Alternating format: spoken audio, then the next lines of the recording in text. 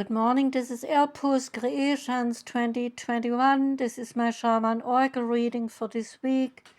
And today I'm finishing up reading for Sagittarius, Capricorn, Aquarius, and Pisces.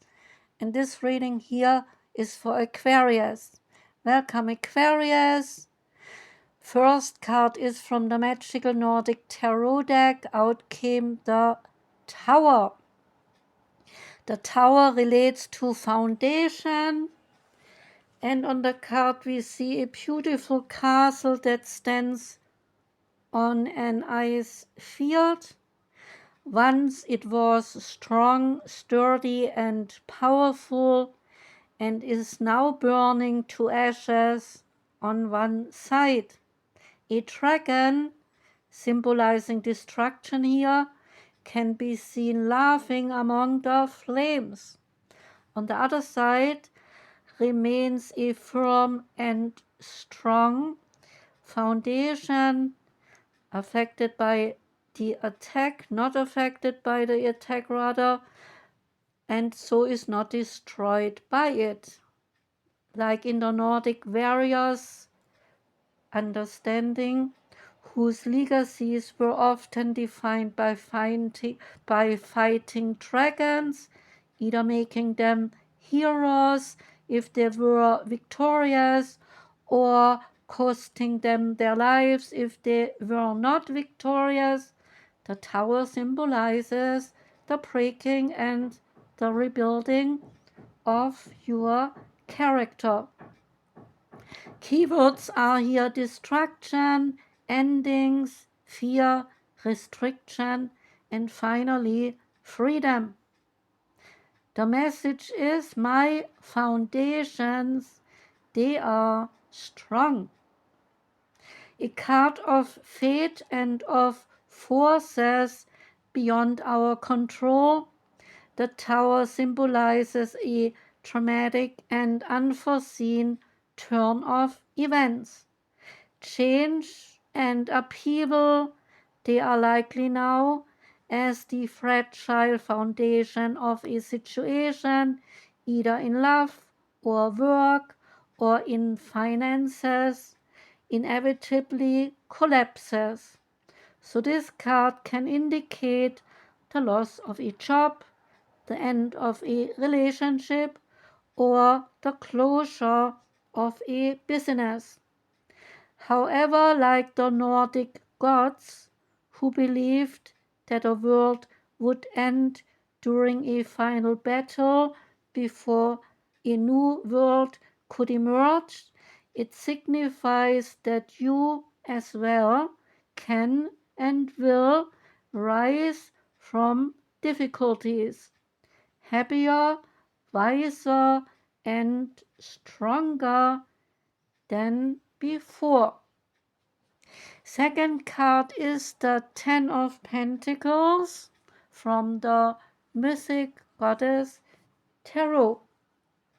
The Ten of Pentacles is about financial security, love, long-term success. The meaning of the card is completion. The Ten of Pentacles indicates wonderful positivity, love, luck, and happiness. Once you have material stability, achieving contentment becomes a lot easier.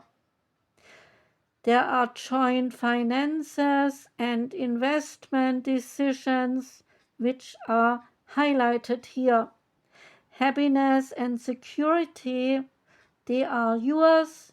You have reached a point of completion and accomplishment in your journey.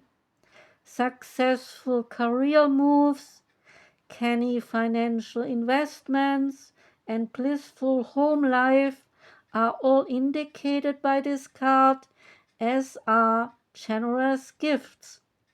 Making a commitment by moving in or by marrying are possible, and this includes the uniting of two families. It is about coming together with others and counting your blessings. Inheritance, windfalls, and property purchases, they can happen now. The Dungeons and Dragons card that came out is the Four of Strengths. And as I said before, the Dungeons and Dragons card deck here is based on a computer game with the same name. The Four of Strengths of this card here relates to the whole, which is greater than the sum of its parts. So seek out others to collaborate with. And a special message here is that a mayor of a small town has declared seedlings a threat to moral decency and wants them rounded up and detained. And now we come to the Path of Light card, which is the calling of the soul. And as I explained today, what the Path of Light oracle is all about, it is based on Hinduism's teachings, especially in the Bhagavad Gita, one of the holiest books of Hinduism. So the card, the calling of the soul, says that your true self calls to you from within with an ideal and vision about who you really are and all that you can be. So make it your aim to follow this inner voice and implement its guidance and inspirations wherever it leads you. One verse in the Bhagavad Gita says that those trapped in avidya, which is ignorance, do things they should refrain from and do not do the things they should do that would help them. They stray from the truth and from proper conduct. As human beings, we have an inherent nature called the soul that calls to us from within about who we are and who we could be. This is our inner ideal. It is a representation of our divinity and shows us all that we can be. The ultimate aim of life is to live up to this vision. This is our service to God and to all life. So when we do not live up to this inner vision, our soul, we miss things, and sometimes the soul alerts us. We feel unfulfilled and unsatisfied, and we judge ourselves. On the other hand, when we do live up to our inner ideal, we receive the gift of feeling fulfilled and content. This internal guidance system is designed firstly to help us set the appropriate aim, and then on an ongoing basis to provide us feedback to course correct along the way, to aid us in living well, living up to our ideal, and living out the vision of our soul. We will explore 5 cardinal values that will guide us to right action. They are truth, courage, love, self-control, and fortitude. And here they are explained. Truth is according to individual reality and approximately 8 billion different perceptions of our existence. However, in actuality, truth is what is, and is the one. Mahatma Gandhi expressed this by saying, truth is by nature self-evident. As soon as you remove the cobwebs of ignorance, then surround it and shines clearly. Then the truth is becoming evident and shines clearly. The philosopher Spinoza once said, we only know the truth about something once we have transcended it. While we are reacting to something, we are seeing it from one side or the other, as either positive or negative, and as a consequence, we are trapped in a distorted representation. The truth is revealed when we transcend our polarized perceptions and we see things as they really are. So the word for truth in Sanskrit is satya and comes from the root sat, which is being, the existence, that which is. And to live well and up to our ideal is essential to live in the truth. When we are living outside of the truth, we distort what is, and this causes disturbances in our mind and in our life. Truth is the only appropriate foundation upon which to build a life.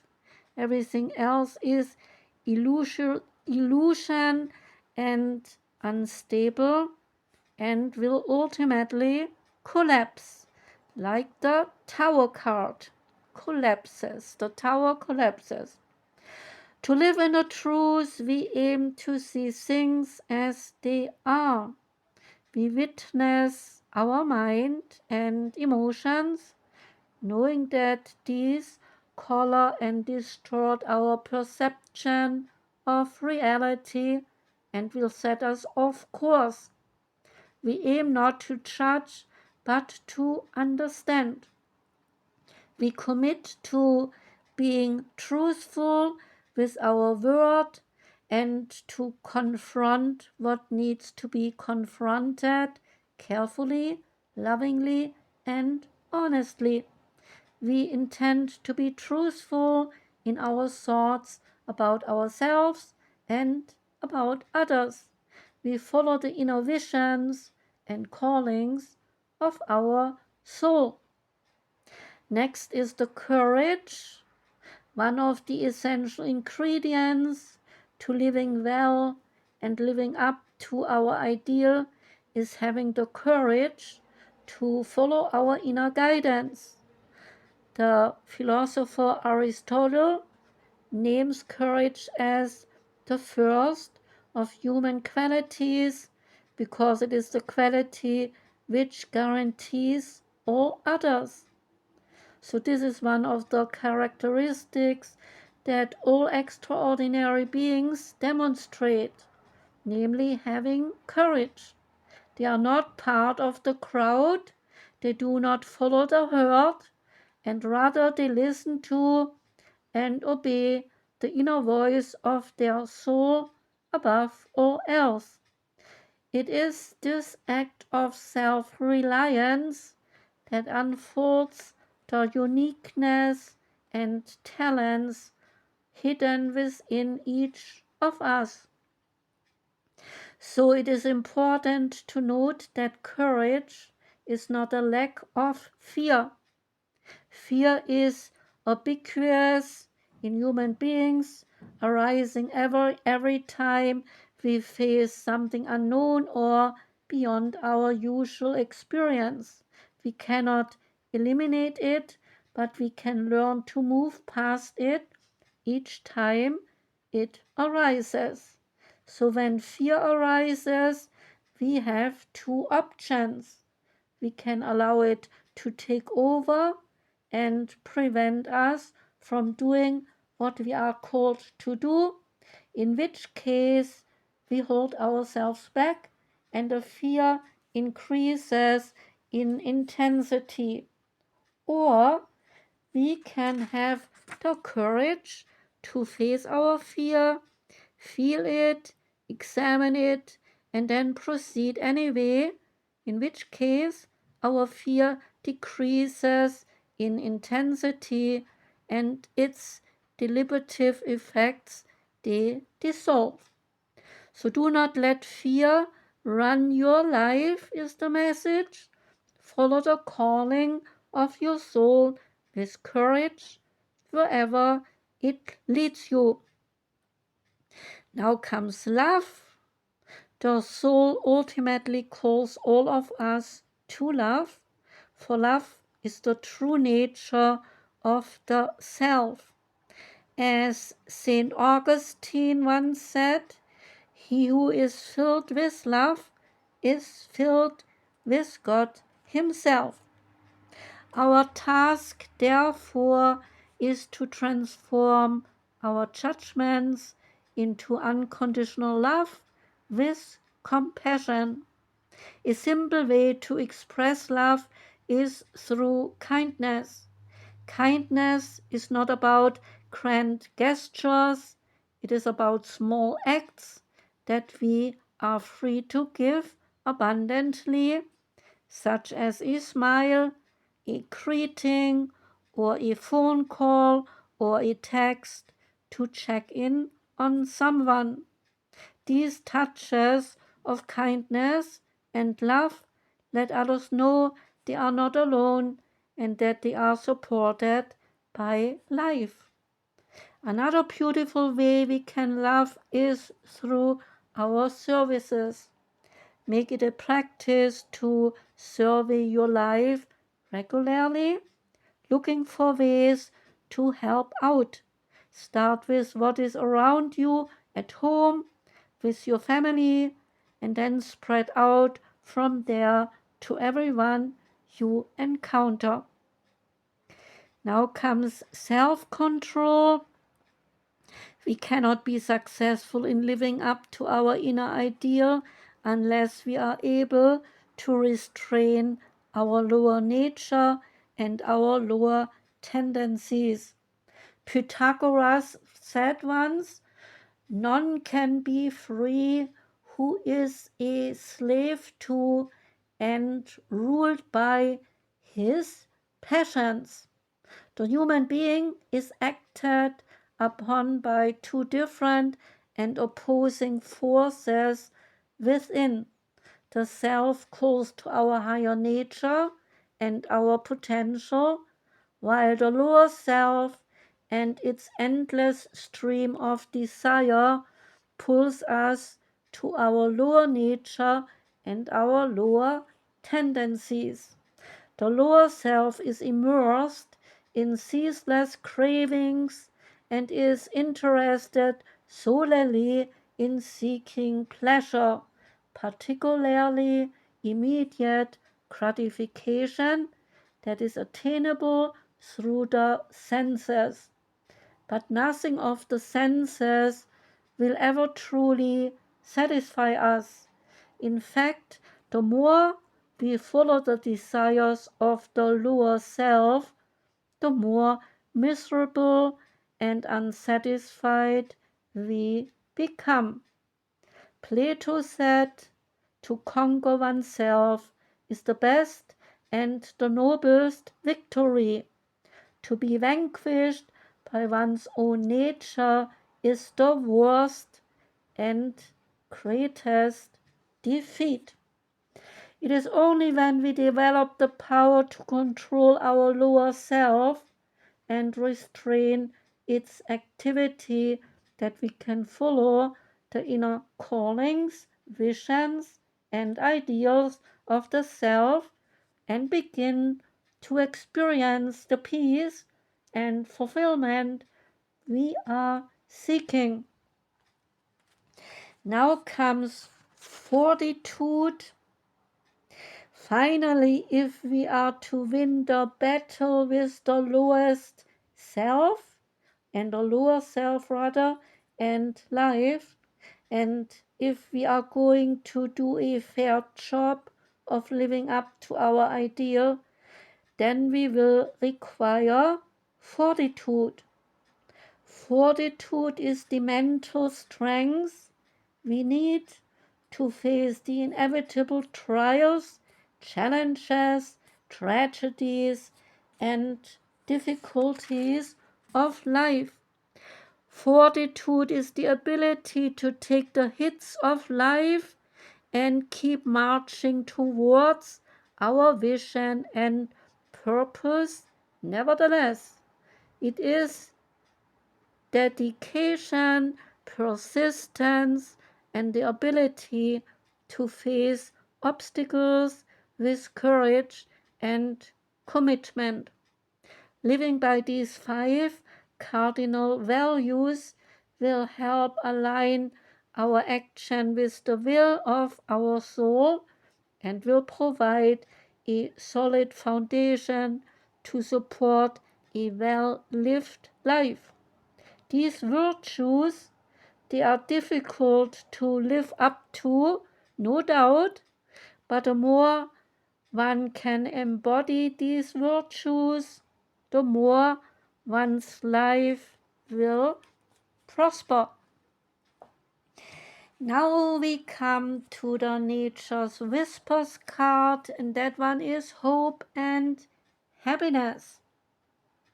You have reached a time filled with healing energy, new progress, and satisfaction. You are at a point for festivity, is the message. The energy in this phase is supportive and promotes a feel of winning. So let your worries or challenges from the past fade away as you focus on the joys that surrounds you. Feel encouraged and excited about the potential of all of the wonderful promises that are being kept, and celebrate and enjoy your life. And the last card is from the Oracle of the Birds, and out came the duck.